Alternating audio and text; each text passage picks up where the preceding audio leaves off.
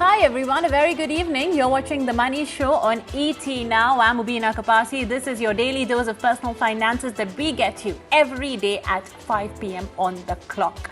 So let's tell you what we have lined up on today's action-packed episode of The Money Show. First up, we're going to be delving a little deeper into where have mutual fund investors been buying, what have they been redeeming in the month gone by. It's the fourth straight month where investors have been redeeming more equity mutual funds than they have been investing. What's more, they have certainly stuck to their debt funds. In fact, they've been pumping more money into debt funds.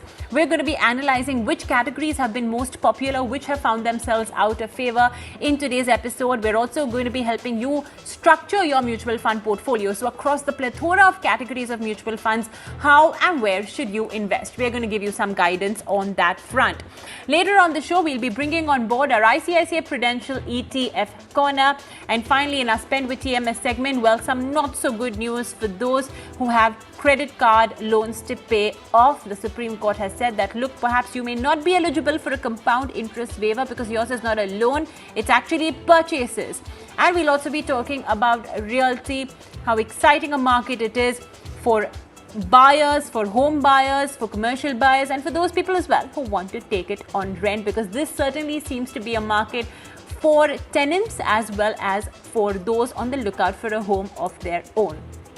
So, like I said, lots lined up on the show. Without any further ado, let me introduce our very first guest. We have with us Mrin Agarwal of Finsafe Advisory. Mrin, many thanks for joining us. It's always a pleasure, and a belated season's greetings to you and everyone in your team. I hope you've had a great festival. Mrin, let's start off first with the fact that, this is the fourth straight month where investors are, redeeming more equity mutual funds than they are buying. Initially, when we used to have this discussion, we used to have people saying that, it's because, it's the COVID-19 pandemic and people are facing this cash crunch of sorts. So perhaps they are, cashing out of their mutual funds to help them tide over the crisis. Do you believe that this is still, continuing? That's the reason why investors are redeeming their mutual funds, particularly equity mutual funds? Good evening, Mubina. Always nice to be on the Money Show. I think it's a combination of things. It could be because people have some requirements, but I think it's more to do about people doing profit booking now that there's been a recovery in the markets. And of course, the markets have touched all-time high.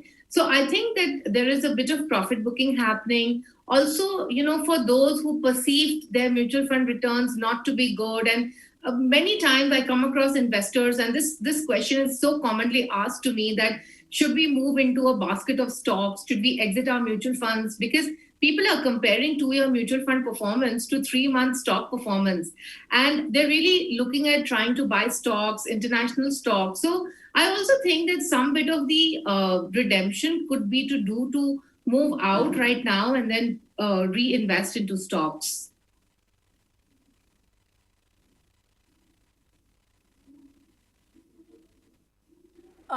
So you think that we are seeing a lot of people also invest directly into the share market, because that is something that we observed, especially during the lockdown. A lot of individuals were dabbling in shares, and I'm sure you'll agree with me, in saying that that is not something that is suited for everybody. So who do you think should stick with mutual funds, and who do you think can take that leap into direct share investing? In fact, Mubina, you'll be surprised to know that people are not only talking about domestic equities. I mean, the number of queries that I'm getting on international investing, it's quite amazing that people are really looking at cashing in on international stocks. And my opinion would be that I would still suggest for a majority of investors that mutual funds would be the go-to place, because you can buy international stocks through Indian mutual funds where you have flexi cap or multi-cap funds which are taking exposure to overseas stocks. Even with domestic equities, of course, you have a whole range of funds available. So I think only people who are, informed investors who have the time to basically evaluate a stock and evaluate financials of a firm, I think only those people should really look at investing into stocks. For most retail individuals, it's really about trend chasing, or it's doing it based on tips and stuff like that. And I feel that I really feel that the issue that's happened is that people are comparing 2-year mutual fund returns to 3-month stock returns. Acha, Akshay. Time frame, it's also about, of course, your experience in the equity markets. All of that has to count for something when you're making that shift, or rather you want to include direct investing as well into your your portfolio. Now let's talk about the way people have been lapping up debt funds. Mrin, of course, I will say that largely till today, a retail investor participation in debt funds is not as much as corporates, institutions, etc. Now we are seeing great inflows in debt funds. I'm just going to pull up that chart. Liquid funds today have lapped up 19,500 crores in October. A corporate bond fund as well, 15,000 crore rupees. What's the spot a debt fund can occupy in a retail investor's portfolio, Mrin? Well, it certainly has a place, because certainly the liquid fund category is a place where you can park funds, which could be part of your emergency cash, or it could be excess surpluses that you have available for investment. And I think a lot of liquid fund money that is also coming in is pretty much funds that are coming in, waiting on the sidelines to be invested into equity as well. So I think it's a combination of factors. For a lot of people who have been traditionally investing in fixed deposits, even for the short term, the rates are really low. And so there is some bit of money that's moving from there as well. So that's point number one. Point number two, in terms of what is the place of debt funds in an individual's portfolio? Well, I think every individual needs to have debt funds in form of liquid funds for surplus cash. And then, of course, if we were to look at the longer term bond categories that are available, the corporate bond fund is one of those funds. Of course, you have short duration funds, and you have banking and PSU debt funds and stuff like that as well. But pretty much, if you have a 3 years plus investment horizon, today a debt fund is going to be able to give you a much better tax adjusted return than what you can get in a fixed deposit.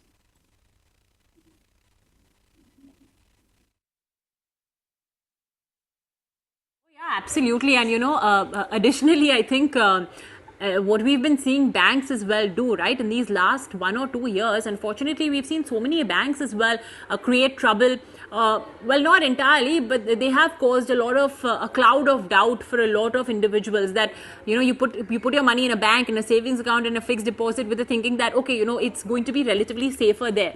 But then you have instances like a PMC, etc., that has come up. Mercifully, of course, in the more latest Lakshmi Vilas Bank case, the RBI has been very swift. So largely, I think everybody's money is going to be safe. Depositors' money is going to be safe. So there's that additional added risk as well that earlier, I'm sure Mrin, you as well may not have considered when it comes to Indian banking. Okay, within the entire debt fund, yes, Mrin, you want to make a point? No, I'm good. Yeah. Okay, all right. So, Mrin, let's talk now about the kind of flows we've seen in individual equity mutual fund categories. Multi-cap funds is constantly seeing these outflows come by. Now, of course, we have a couple of them that are just simply going to change into the flexi cap category. But so I think that whole conundrum will be solved once and for all. But what's interesting is that we're seeing a lot of investors buying into thematic and sectoral funds. In fact, that's the only category of equity mutual funds where we are seeing inflows. And I think many people have been seeing the kind of moves by an IT sectoral fund or a pharma fund, and not to mention that we have a couple of NFOs as well in that category. So Mrin, I know you've not exactly been a fan of thematic funds, but if you'd like to reiterate that point for our viewers on why they may not be the best fit. Yeah, so I think a majority of the flows that have come in due to the NFOs that we've had over the last couple of months in the thematic space, and of course some of these sectoral bets, especially pharmaceutical, for example. Right, but I believe that if there is any particular theme that is expected to do well, you would always find this in the multi-cap fund. You would always find it in a mid-cap fund, right? Because if these are themes that are expected to play out, then you would always find these in all these other categories as well. So I don't believe that, you need to have a separate thematic fund. Also, the problem with themes is that, see, the macroeconomic story needs to play out. Then many times what happens is that the stocks run up much faster in advance versus the theme playing out. And I think this you can see in the COVID vaccine, right? Where the stocks have already run up quite a bit in the hope that a vaccine is going to come out in the near future. So, the macroeconomic theme needs to play out. The stocks need to be able to actually gain, right? There are a whole lot of factors that need to actually play out for these themes to actually perform well. So that's the reason why I feel that it's better to basically not get into this concentrated exposure, because if it doesn't happen, then you're going to end up losing. And it's better to just play it through more diversified and broad range funds like multi-cap funds, unless you have a specific view on that particular sector or that particular theme, and you're well informed about it, and you're ready to take the volatility that comes with that particular theme, unless and unless you're ready for that, please do not invest into thematic funds.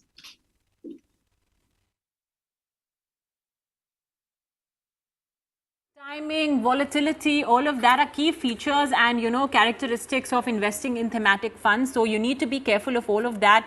Be ready to keep tracking the market, keep tracking the news pieces and, pieces of information that are out when it comes to, different sectors. I sometimes when you look in hindsight, it looks very obvious that, okay, we are in the midst of a health crisis, so it's obvious a pharma fund is going to do well. But at that point of time, it may not be such an easy decision to make. So yeah, that is something you should consider. Mrin, what's your view on corporate bond funds? Apart from liquid funds, this has also seen a tremendous amount of inflow.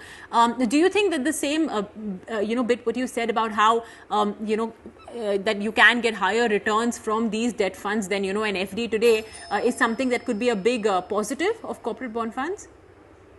So I think basically corporate bond funds have done well because of the rally that we have seen in the AAA space. And that's really because of the the risk aversion as well. So you've seen AAA doing better than the other bonds, and I think that's one of the reasons that corporate bond funds have done well. See, the thing with corporate bond is with more than 80% of the assets being invested in very high quality bonds, I think a lot of people are investing there or looking at that because of the fact that it comes with a lower credit risk possibility. And at the same time, the fund has also done well. If you look at the last 1 year returns, if you look at the the category average returns between the corporate bond fund and the short duration funds, for example, certainly corporate bond has done well, and that's really been because of the rally in AAA, the spread that exists today between the repo and the AAA rated bonds, basically. But so it is a good fund for people to invest in who have a 3 years plus investment horizon, who don't want to take any credit risk at all. But you really need to be mindful of the fact that the returns that you've seen in the last 1 year may not play out, because if you look at the current YTMs on these particular funds, the current YTMs are actually like 5.5%. So you have to be really cognizant of the fact that you're really not going to get the 8-9% plus returns that you've seen in the last 1 year.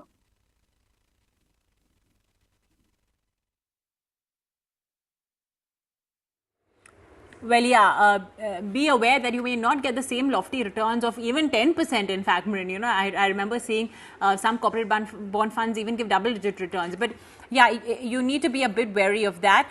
And that's about corporate bond funds. Well, on that note, we'll take a very short break on the show. But when we return, we'll be getting on board your questions and queries. So don't go anywhere.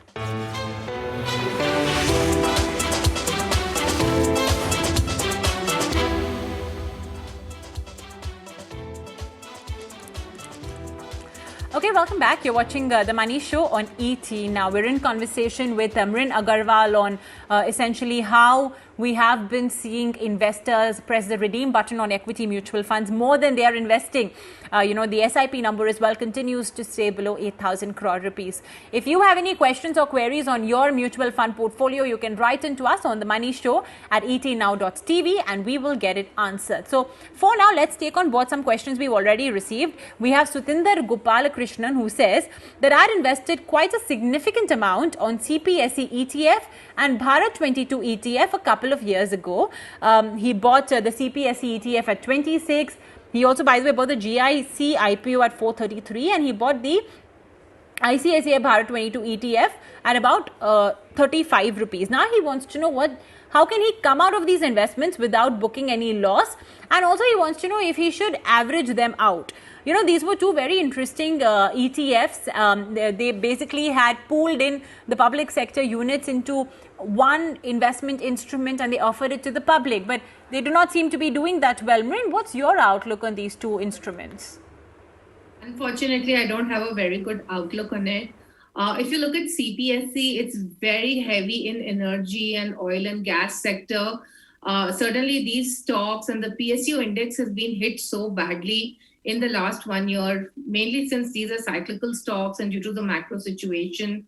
Again, if you look at Bharat 22, it's got some private sector companies as well, but as one of its top holding. But the problem is that these companies have also underperformed due to various reasons.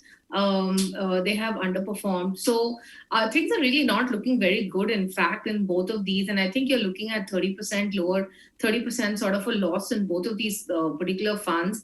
I would actually suggest that you exit this investment and look at reallocating, because I really don't see that these investments in the long term are really going to work out.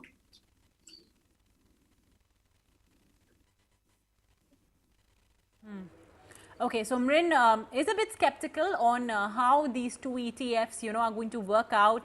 Not exactly a very positive outlook. That's of course Mrin's opinion, and I hope you've taken heed of that, and you can apply your mind and decide what you want to do. You've got the expert opinion with you. All right, we have Siva Krishna who's written into us saying that I am 28 years old. I have 4 SIPs, or rather there are 2 SIPs. There's a 3,000 rupee SIP in HDFC small cap, a 2,000 rupee SIP in the Axis mid cap, and then he's just got a I don't know if it could be a typo. It's a 5,000 rupee lump sum. I would presume that's actually 50,000 rupees. It's probably a typo. In PGIM Global Opportunity Fund and a 1 lakh rupee lump sum in Mirae Asset Mid Cap Fund. I think the notable absence, Mrin, is in any large cap fund. Now he's saying that he has 3.5 lakh rupees, which he wants to sort of add as a lump sum in a fund. Mrin, do you recommend adding on to the existing funds or perhaps including another fund? I think he can add on to the funds where he's done the SIP, which is the HDFC small cap and the Axis mid cap fund. And probably he could look at adding on a multi-cap fund like a Parag Parikh equity fund, which will also give him exposure, international exposure, since about 35% of the fund invests internationally as well. So I think he should just add on to these two and add on the Parag Parikh fund.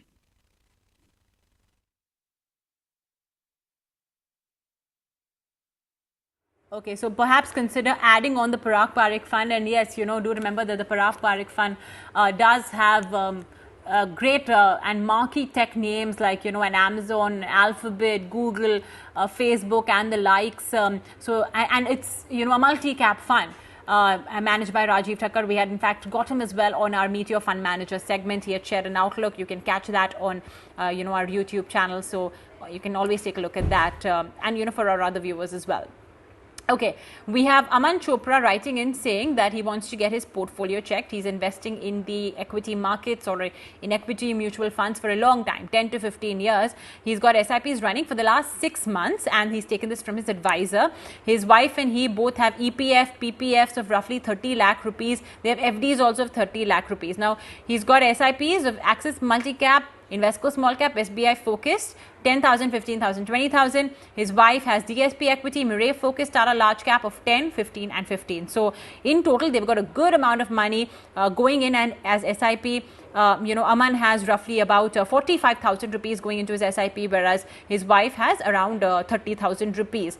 Plus, he's also got a lump sum of 5 lakh rupees through STP mode in 4 funds of 10,000 each. There's Invesco Liquid, Tata Liquid, Murray Cash Management Liquid, and Murray Liquid Cash Management. He added a SIP of 10k each. Edelweiss Technology, Murray Healthcare. Again, you have these healthcare and tech funds, sectoral funds. He wants to know what he should do. He has another 5 lakh rupees that he wants to deploy. So where should he deploy that? Plus, he wants to know about emergency funds. Okay, so he's got a good investment corpus. Plus, he has another 5 lakh rupees. He has another 10 lakh rupees as well going on that he wants to sort of invest. So lots of money really with Aman and his wife, fortunately. Now, Mrin, of course, when you have so much money, it also is added pressure because you need to ensure that you're deploying your money properly. So firstly, it's a long portfolio. What do you make of it? And where do you advise he deploys his additional cash that he has mentioned? Well, I think, the portfolio is quite well diversified because he mentioned, of course, ETF and PPF.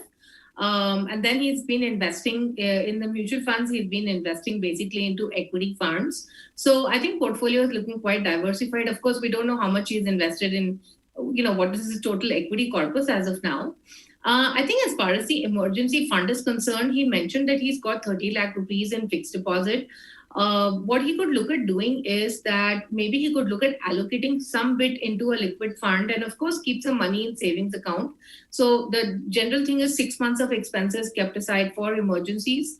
So look at 6 months of your expenses. Maybe, some of it could be the FD itself, but keep some money in savings account because when the emergency occurs, then the savings account is the most accessible thing that you have really with you. So that's on the emergency part.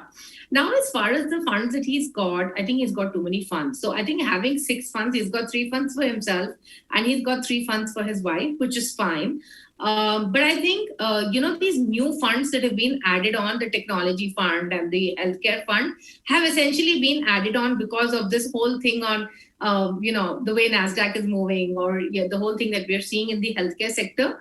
And again, I'm not for it. So certainly what I would say is that just stick on with those 6 funds that you've got for your SIP. In that, too, I would say keep a watch on the Tata Large and Mid Cap Fund. It's not been exactly one of the top performers in that particular category. And certainly, any of these sectoral bets is a complete no. So, this healthcare and this technology fund is a complete no.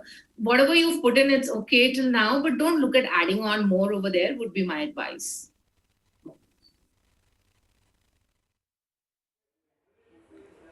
So you've done it up until now, but she does not recommend adding more, onto the existing corpus that you have already accumulated in your healthcare and pharma. We of course did mention, we did speak about how these are the 2 categories that have been getting a lot of sort of inflow in these last couple of months.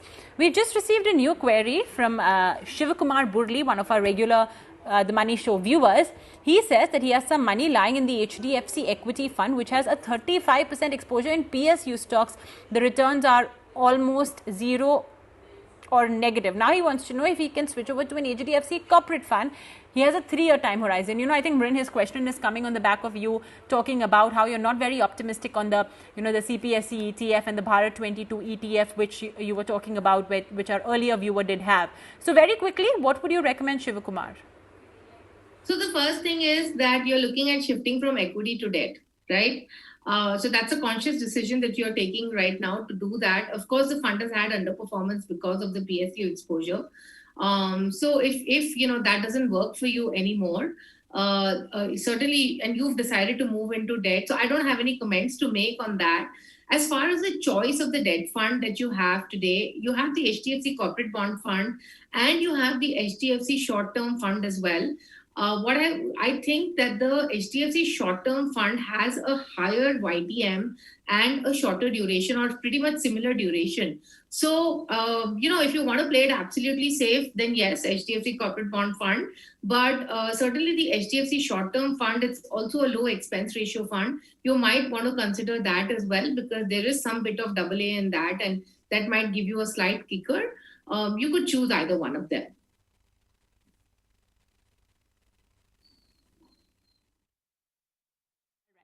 Okay, well, Shiv Kumar, I hope we've been able to help you out with your question.